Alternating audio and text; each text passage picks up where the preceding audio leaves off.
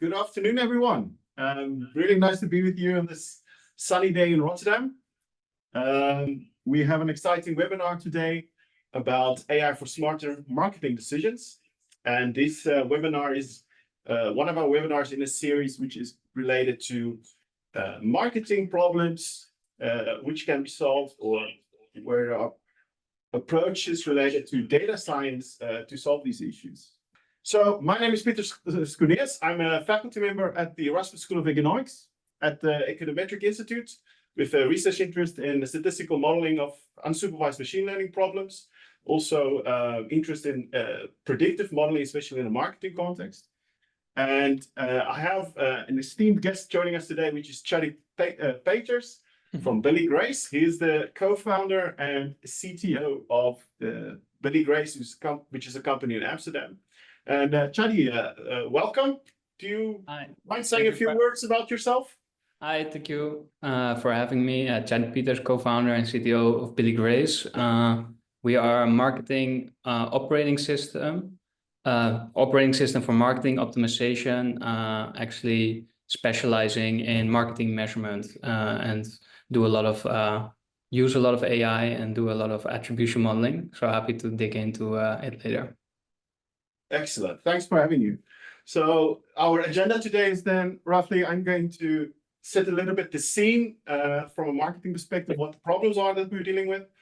Then I'm going to pass over to Tjadi, who's going to talk about applications and really modern methods for dealing with these problems. And in between at the end, there's chance for questions and answers. So there's a chat.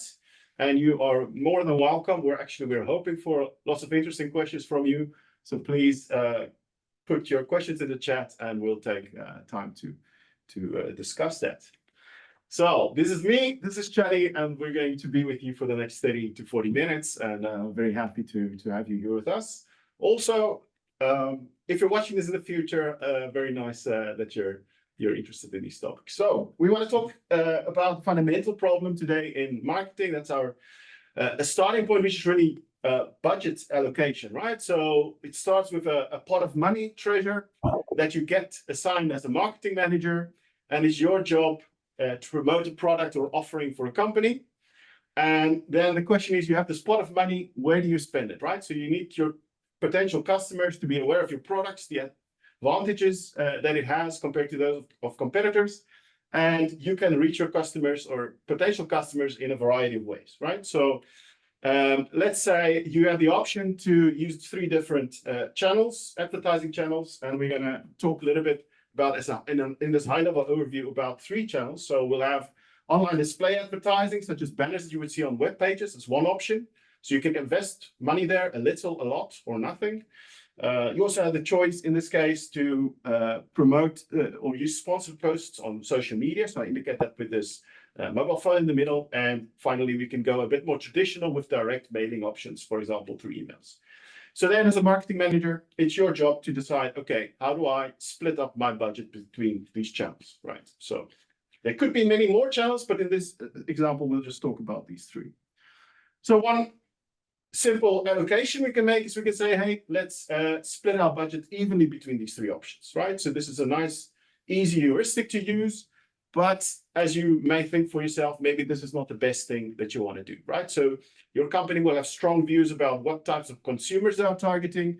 If you're targeting younger consumers, maybe there are a lot on social media.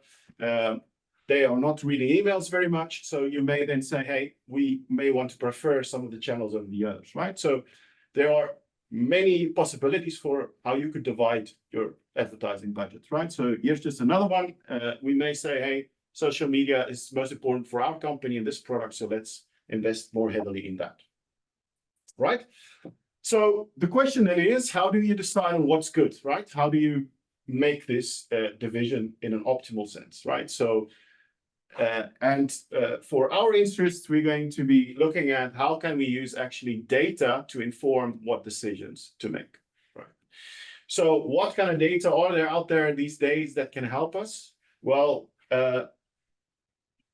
fundamental form of data that we can use in this domain is customer journey data, right? So here I illustrate for 3 different people what customer journeys may look like. And what we have is three people here in the rows of these slides, and we have various touch points going from left to right.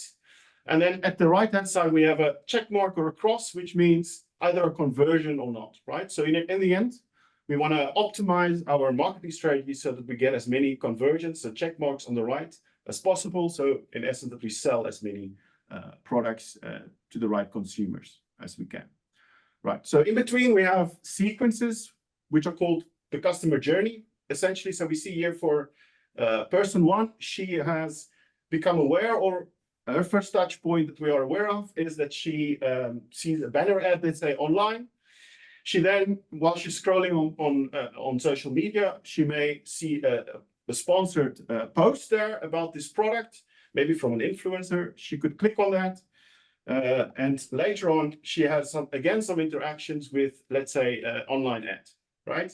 Maybe that online ad is a link to an event. She signs up for the event, and based on that, we have her contact details, and later on, we can offer her and make a special offer to her via email, let's say. And in her case, at the top row, we see a check mark there, so she's actually then convinced to buy our product. So this is really, really good for us. Then we see the second person here. He had some interactions with our ads campaign twice on social media here, with some delay in between, but in the end he decided no, this is not something for him. And again, at the bottom here we have another customer journey where there have been 3 touch points, different time periods in between, and in this case it led to a positive outcome for us, right? So the data that we hopefully can use to assign or figure out what channels are most effective for us is this customer journey type data, right? Now, based on such data, I'm out of my clicker again, unfortunately. But based on this data, we can try to assign importances or attribute, yes, thank you, attribute the outcomes. So assign scores from 0 to 100% to each of these touch points, right? And there are different ways in which we can do this, right? So we can just completely ignore the data. We know in this day and age, that's not super smart. We can use the data a little bit, which are these heuristic approaches that I'll talk about now. And then Tjadi will hopefully convince us later that we can even do better than this, right? So common then attribution models, which is the technical term for assigning credit for conversions or no conversions to these touch points, could look like this. So a last touch attribution model would just say, hey, this is very simple heuristic, of course, but we say the last touch point that we have for customer, that is really 100% responsible for the conversion, so the sale or the non-sale of the product, right? So this is very easy to apply, and I'm sure Tjadi will later on give us more context why this is so common. But you may say, oh, this is not super satisfactory, and we can discuss later why it may not be. This is also, similar maybe to saying, hey, if these outcomes were actually in let's say goals in a football match, then, if you're a football fan, that often we have the statistics about who provided the assists. So the second last touch. So this is quite similar to that assist statistic in football, right? So who had the second last touch, right? But things that happened way before may be more important, right? So we could also use, for example, a first touch attribution model, which says the first time the person becomes aware of our product, that's really the most important. So that's a different heuristic with some different properties, but again, perhaps unsatisfying because it doesn't use the data in a very deep sense. We can do more advanced things. For example, we can just say, hey, let's split the credit evenly across these touch points, right? So there's a number of heuristics, all with pros and cons involved here. So this is just scratching the surface, of course, in terms of using data. And later on, we're going to hear from Tjadi what we can do better in this domain. Now, coming back to our budget allocation problem, how can we use this? Well, one simple way is to take information like I show here on the slide, these attributions, and aggregate them per channel. So if we do that in our example, we may get the following aggregated attributions. We say 50% of our conversions come from social media, essentially 30% from display and 20% from direct marketing. And this is information then that the marketer can use to say, hey, let's spend more on social than on direct, for example. So this is the outcome that we're looking for. The question then is, can we do better than this? And yes, we can, but we'll hear more about that in a minute. Okay, so how can we do better?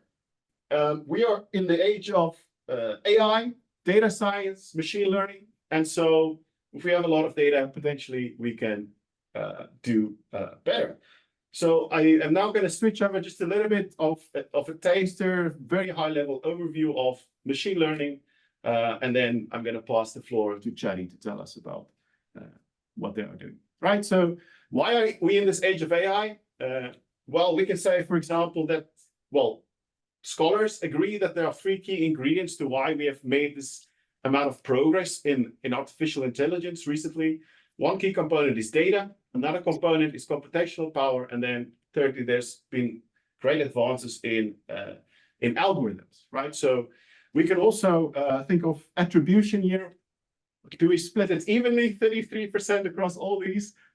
Is that how we assign the credit to where we are now, or is there differences, right? So there's also maybe a discussion to be had on this point, right? So why is data important? Well, essentially, there's a bunch of assumptions, things we assume are true underneath the movement towards using data, right? So essentially, one useful high-level concept that we can use is, for example, to see data as signal plus noise, right? And our assumption then is that things that happened in the past can tell us what is going to happen in the future, right? And so in essence, what we're assuming when we're modeling data using machine learning as well is that there's something that's constant over time. So that's the signal. And there's perhaps something that changes and is not something that we want to capture, right? So if we do have data on customer journeys from before, there should be some information in there that are useful for seeing or understanding what will happen in the future. And that's really the signal. So what do we then do in machine learning? Well, we come up with some model, and hopefully that model is going to start chowing away at this data as we make the model more and more complex. And we hope that we can come up with a model which is going to start eating the signal and not the noise. And then at some point we decide, okay, we've captured the signal that we can find. We stop here and we don't capture the noise, right? Why do we want to do that? To avoid what is called overfitting in machine learning. So essentially making sure that we have a model that generalizes to the future, right? So remember, signal is constant over time. That's the assumption. And noise changes. So we don't want to capture noise. We want to capture signal because that will tell us how to make predictions about what will happen in the future. Now, we could, if we're bad at machine learning, we could also start from the other side. If our algorithm, this Pac-Man figure here, starts eating the noise first, then we're in a really bad situation. And typically what we see, though, is that there's a combination of signal and noise being eaten up by different algorithms, right? So in a modern machine learner's toolbox, there are lots of different algorithms, and they have different properties. Could be starting in a certain application, maybe a neural network is perfect. So it's the Pac-Man method on the left. And let's say an alternative method is really bad, and that's on the right. But it's then the job of, in this case, Tjadi and his colleagues at his company to figure out what algorithm to use to answer the question that is needed in that context as well as possible. So what could it look like? Well, in this diagram at the top left, we have data coming in, it goes into a black box. And what comes out of it, in this case, maybe what I depict on the bottom, a predicted probability, right? So I have this P for probability. It's a probability that we have a conversion given a certain customer journey, right? So the model will be able to predict if I have a customer journey going from email to online display advertising to social network advertising, what is my chance of having a conversion, right? And so it will be the job of the model to, as well as possible, learn how to make these predictions, whether there will be a conversion or not, given a certain customer journey. And then based on this, we can analyze the importances of the different advertising channels for having a conversion. And that's really gets us back to the attribution story that we had before, right? So is it important to have, as part of your customer journey, an email in there, so direct mail or not? That is hopefully that after we have a good model, we can understand from it. Now, I am always going to finish my part, just a quick note on what the black box may look like, right? So these days there are many, well, hundreds of machine learning methods out there. And the idea is that they should approximate this probability of a conversion or a sale as well as possible in this context. One way we can do that is through a neural network. We've heard all about AI and deep learning. Lots of advances have happened here. So really, what is a neural network? It's a black box model which can be incredibly large, and all it does is it takes data as input, makes many thousands, millions, billions of computations based on estimated parameters in the center of this neural network, and it spits out this predicted probability. So a very simple depiction of a very simple form of neural network may be something like this. On the left side, we have 3 inputs. On the middle, there are these arrows you see connecting to what is called a hidden layer. And these are all different parameters that we will have to estimate from the data using what is called the training process.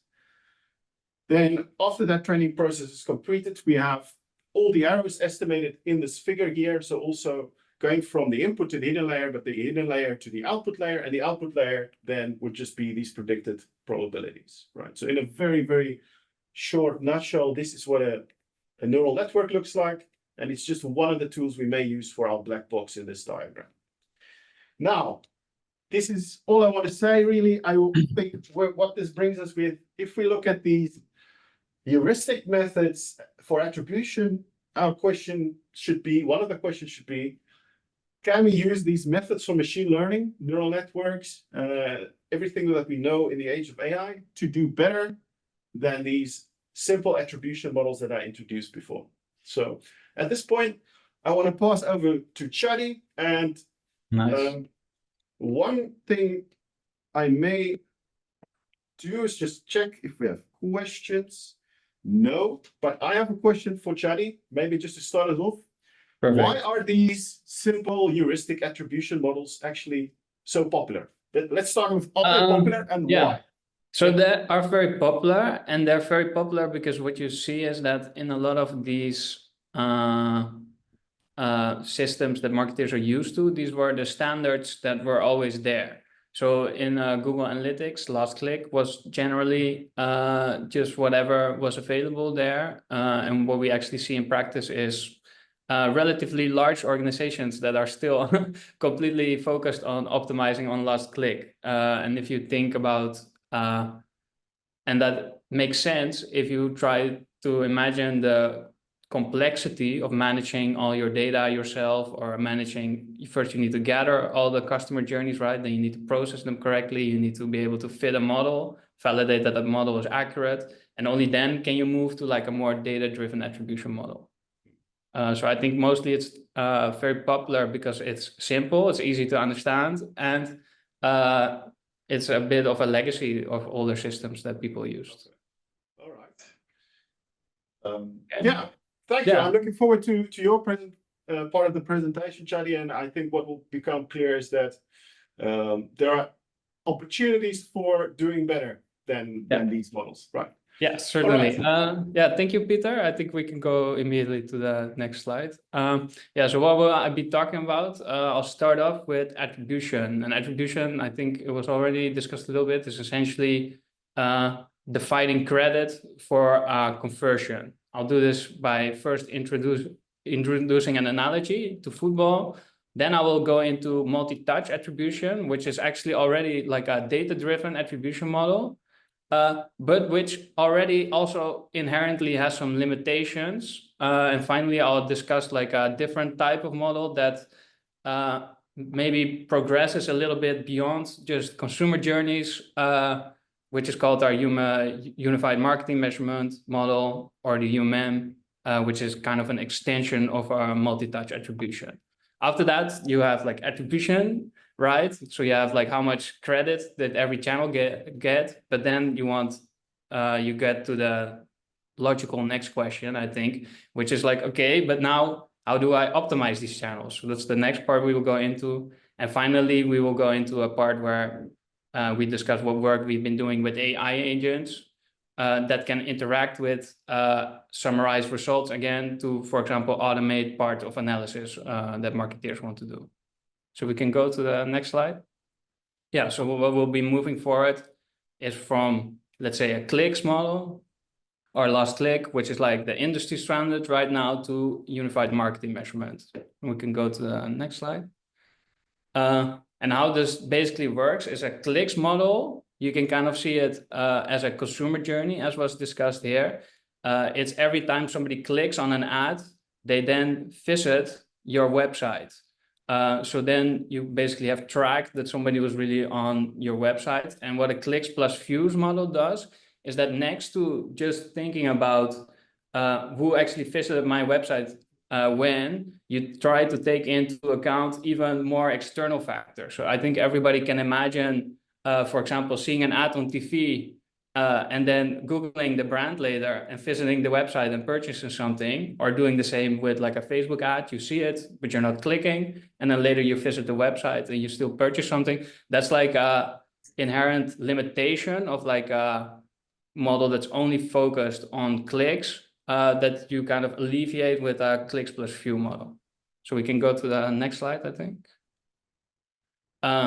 So what are these three types of model? If we take a football analogy, I think if you take a football analogy, last click attribution that you've already discussed, it actually only rewards the striker. We see this a lot also where brands that use this, they tend to only invest all their money in bottom of funnel campaigns. So you can imagine that they will invest a lot of money in Google branded campaigns, or those kind of campaigns that are really at the end of a consumer journey, when a consumer actually already kind of understands what they want to buy and that they want to buy it from you, but it's just like the last thing that they will use because that's the method they're using to reach your website in the end. Then when you're looking at multi-touch attribution, then you're already looking a bit more at a holistic picture, where you're not looking just at like, hey, who was the striker, but who passed the ball along the field. So it can be like, hey, somebody first visited our website through Facebook, then somebody Googled, had like an organic search result, and they came to our website again. And then finally, they came through a branded search ad. And then you're dividing the credit between those three ads. But this will be determined in a data-driven way that we get to in a second.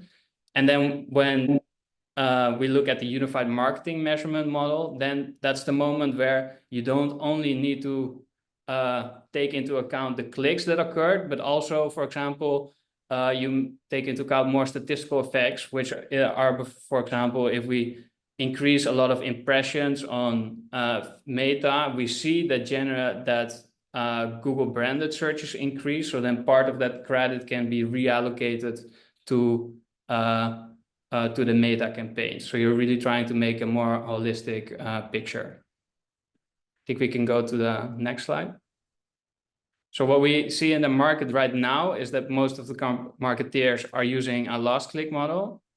And then if we click again, what already is a massive improvement on this is a multi-touch attribution model, where here you see a Facebook click, then somebody visits it through an organic search, then they maybe visited through a different type of ad, and finally they saw like the Google branded campaign, they clicked on it and they made a purchase. In the last click, we would give all credit to the Google. In a multi-touch attribution, we want to divide the credit between these few touch points. But the really interesting question here, of course, is how do you actually divide this? Because probably for every journey, there's like a different allocation. And this is also what I think is so interesting about data science and marketing often is like, of course, there is like a credit to be divided here, but there's no ground truth available in the data. We don't know exactly what was the conversion. And it's also not that in the future it will become available. If you do like something like inventory forecasting or something, of course, if I predict next week how many people are buying certain types of shoes, yeah, after a week, I know how many were actually bought and I can compare to that. Whereas with online marketing, you're really trying to find like some kind of proxy that then you can use to allocate this credit. And the model we will use is, we use for this is if you go to the next slide, we use a deep learning model. Oh, yeah. We use a deep learning model. It's called the LSTM. And that's like kind of a sequential deep learning model. And that's, we use that because I think conceptually it makes quite a lot of sense because a customer journey is kind of sequential, like one touch point happens after another. But this model, of course, you cannot train it immediately on attribution because we have no ground truth for it. But what you can do is train this model on all consumer journeys that we see for a brand, and then let it predict whether somebody is going to convert or not going to convert. And when this model then becomes really accurate at looking at a customer journey and being like, oh, this person is going to convert or this person is not going to convert, basically predicting the probability Pieter mentioned before, then you can try to figure out like, okay, but which of the touch points are actually causing this model to think somebody is going to convert? And that's what you see actually in the model in the middle, is that you put in the different type steps. That's like the X1, X2, X3 are like the different touch points. These are modeled then, and then at the end we have like an attention layer, and an attention you can kind of, I think, intuitively call it like that will be like a multiplication of importance for the prediction of conversion.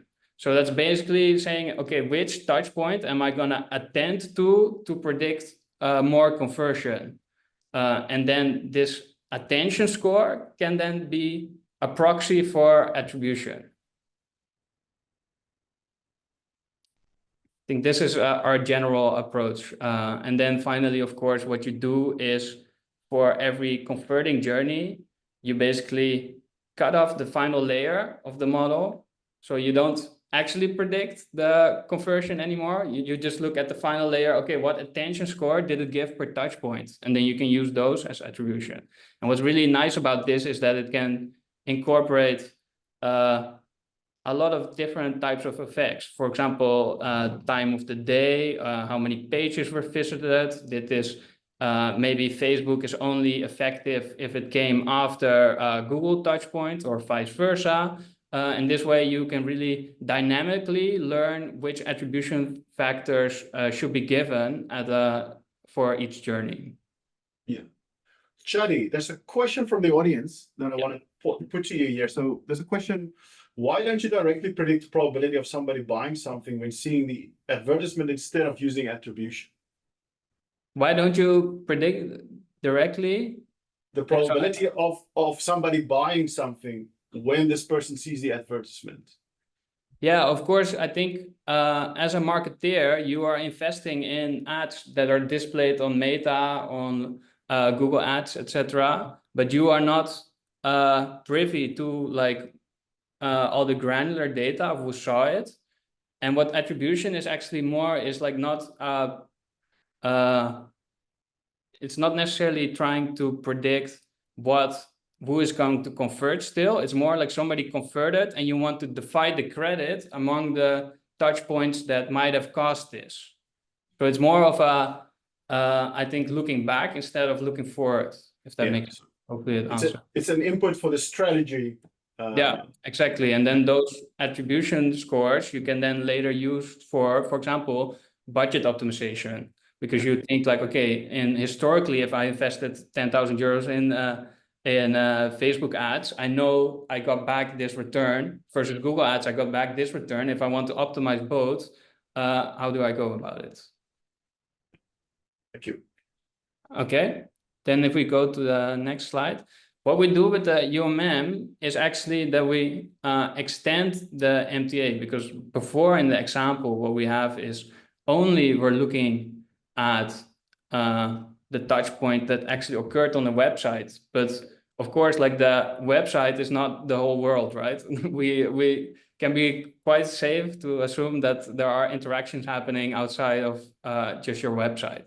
So what we're doing here is we're using more statistical regression models where we try to see like, okay, what influence does aggregated impressions have on the chance of sessions or touch points in the multi-touch attribution model starting on your website. And then this way we try to allocate part of the credit back to more upper funnel channels. And we really see that this makes like a massive difference where like if you only look at multi-touch attribution, generally it's already a lot better than last click, but generally you might still overinvest in bottom of funnel campaigns such as Google Ads or only retargeting, just because those at that stage in your buying journey, you're already so much more likely to be visiting the website again. Whereas you're also really interested in, okay, but my branding ads or my more top of funnel, my YouTube ads, like, are they also, even though somebody might not click directly, are they also having like a effect in the longer term on people visiting my websites who then might get sucked into the retargeting ads and finally convert?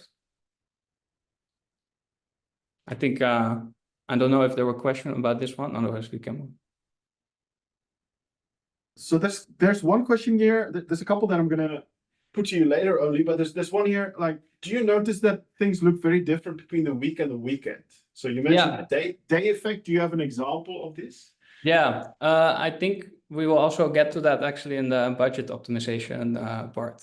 So that's a great layover maybe for the next slide, actually. All right. Yeah.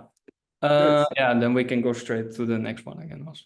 Yeah, so actually what we are looking at with then we have all these attribution factors, right? And these basically have told us like what were the returns for our ads at different days with different spend. But now like the real question is, okay, what should I be doing, right, with my budget?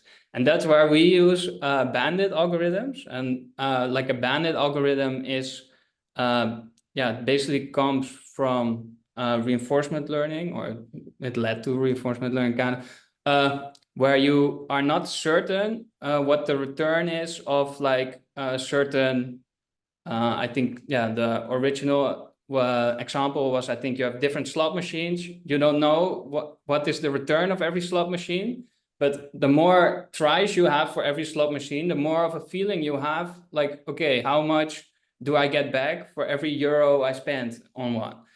And what we kind of do with online marketing is that we try to then, okay, we have all the spend data, of course, and we have all the attributed values, and then we can use contextual bandits to basically fit a Bayesian regression model where we incorporate information such as what day of the week is it, what's the current spend level, and then we get like basically an uncertainty per next euro spent, and we try to like maximize that. So you can kind of see it as we're trying to model like as accurately as possible, like how can we predict given all the context we have, so the current budget, the current day of the week, the current trend, where should the next euro spend, where will it give the highest return? But what is really interesting about this problem and why these bandit algorithms are quite nice is that you generally do not want to just look at, okay, this one is maximized and then I will just pick that one always. You kind of want to balance between exploration and exploitation. And that's, for example, like sometimes you just want to try something new out because you are not certain, you're not certain that every strategy is even constant over time, right? Or that the return is always the same. you might sometimes be reaching some people that, oh, they just happen to have a very high probability to buy perhaps on the ad channel, and that's why they purchased. And it looks very good, but then if you keep only putting there, you actually see, okay, actually it was not as good as I thought. So there's a balance to be made between like, okay, optimizing based on the knowledge that you know, like getting as much value as possible, but also allowing enough exploration to not get stuck in like a local optimum. So that's how we approach optimizing ad budgets. I think we can go to the next one. Great. Then AI agents. I think this is something a lot of tech companies are working on right now. It's a super interesting space. And what we are doing here is we're really trying to, we already have like a lot of dashboards in our application. We have a lot of data. We have a lot of marketing performance data. And we're trying to really give marketeers, marketing performance analyst or similar as like a buddy they can already talk to that can help them do research and those kind of things. And we can go to the next slide. I'll explain how this works. For this, what an agent is perhaps a good introduction, actually. So an agent is kind of ChatGPT, like a ChatGPT is a large language model. You give it a prompt and it will give you a response. What an agent is kind of the same, but you can also give it access to a set of tools. And tools can be, for example, you can allow it to read certain data from somewhere. You can allow it to search the web, to do like a basic lookup for a specific value or like a calculation. So that's what one agent is. And then what you generally now see, and what we're working on also, is like a multi-agent approach. So that's, you have like one LLM, let's say, that is like the supervisor. Then you have kind of sub LLMs that it can call, and these are all specialized in their own little bubble. And you do this because I think we all also realized with ChatGPT and stuff, there are still quite a lot of hallucinations. So the more options you give it to do different things, the more likely it's to go wrong. But if you really keep them like quite specialized, then they're more likely to just do what you actually want them to do. So in our case, we have like sub-agents that are specialized in text to SQL. I will go a bit more in depth on that, or an agent that's specialized in retrieving data from our help desk that can then inform again the analysis that it's doing for a customer because it knows way more about the product. Yeah, and we have like specializations in it for our agents, such as like keyword or product advertising, creatives, so the images in advertising and videos, to do the analysis based on that, or more general ad performance metrics. And in the bottom here, you can kind of see what this workflow looks like. Is a user asks a question, this gets like routed to like a supervisor, and then this supervisor can give different tasks to like these sub-agents. These execute their tools and they get results and they share it back with the supervisor agent, who can then determine like, okay, do I have enough information, or should I route them another task again and keep going until it can finally produce a final response? Yeah, if you click again, I think there will be some more. Yeah, so like one of the things that's very interesting here, for example, for us, is we have like a lot of data stored in a database. So some of our sub-agents, what they're doing, what they're specialized in, is the supervisor agent might ask the sub-agent like, hey, which campaign performed the best over the last 30 days? And then the sub-agent, their task is to like actually convert that in a valid SQL statement. So like a programming language you can query a database within, and then execute that query, get the data, and then give it back to the supervisor agent, who then will analyze it and ask perhaps more questions. And I think if you go again, there's like one final one, a different thing is RAG, and it's retrieval augmented generation. And what that is basically you, in our case, it's, for example, our help desk. we have like a lot of info there on how should you approach marketing analytics, what kind of analysis makes sense. And what you do then is then you kind of get your whole help desk, which is just like a large blob of text. You kind of like convert it, you kind of split it into smaller sections, you chunk it, then you convert it to like something numerical so that like a search can happen based on it, like embeddings, and then you store it in like a vector database. And then what actually the supervisor agent can do, for example, is ask like, hey, I want to know about this type of attribution model. How should I be using it? Then it gets back from our vector database all the text regarding that attribution model. And actually, it can then take from that what is relevant and, for example, give it back to the user. So you can kind of see it as I think also now Google search and stuff are experiment more and more with this, where instead of just getting like a bunch of help desk articles where you get links and you need to find your relevant part, this will actually scan like all of it and then format it into your specific question and then use and then return that to you. So that's also what you see in the bottom, where in the bottom image, where a user is asking a question regarding the turnover. That question is then converted to like a numerical format, which can be queried on the vector database to get data text that's most likely similar to this query. And then all those text is returned to the LLM, who can then make a interesting story about it and return it to you. Yeah, very interesting. So, thank you all.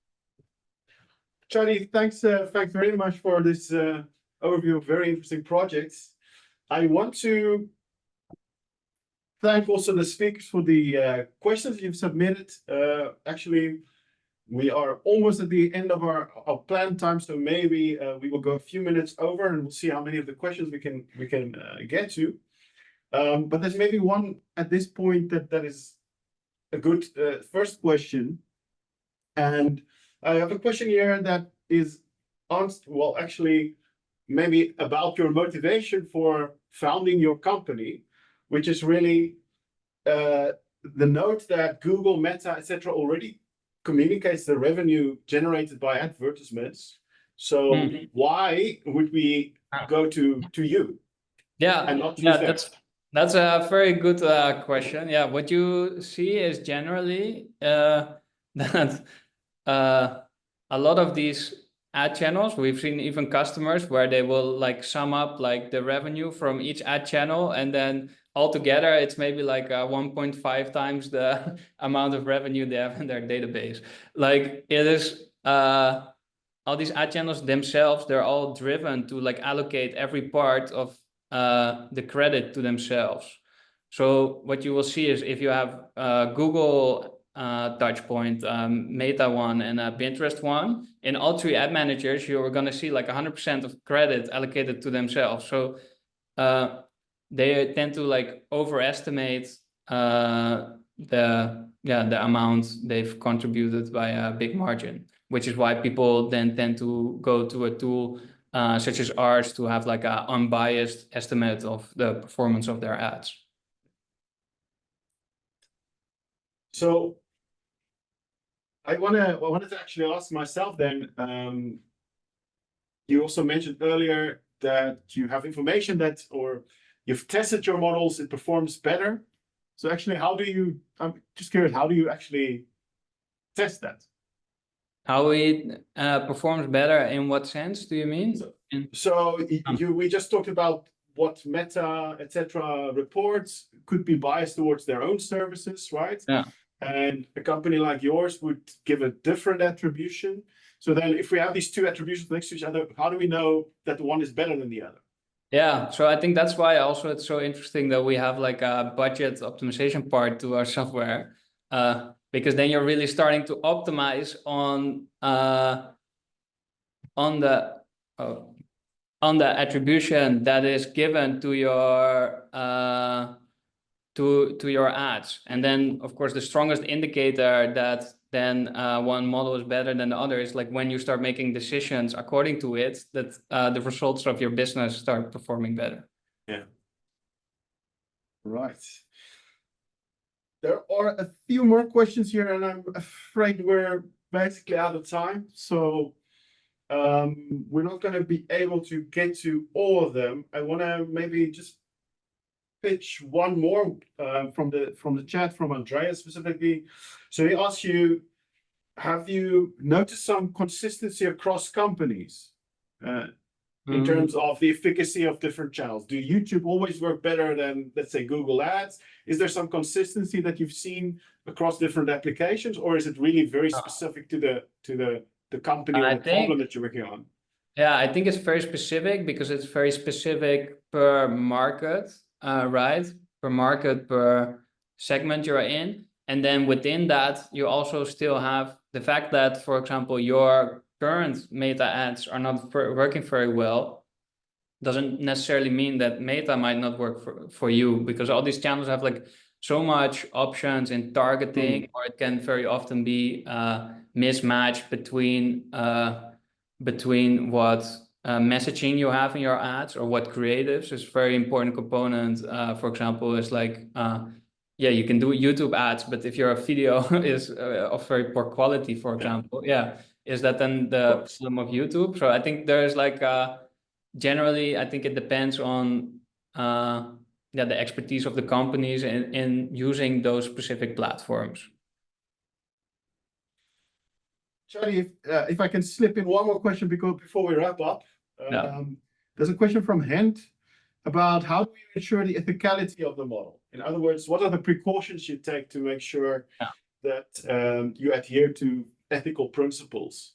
Yeah, so I think always when using this kind of data, it's very important that you adhere to like regulations such as GDPR, right?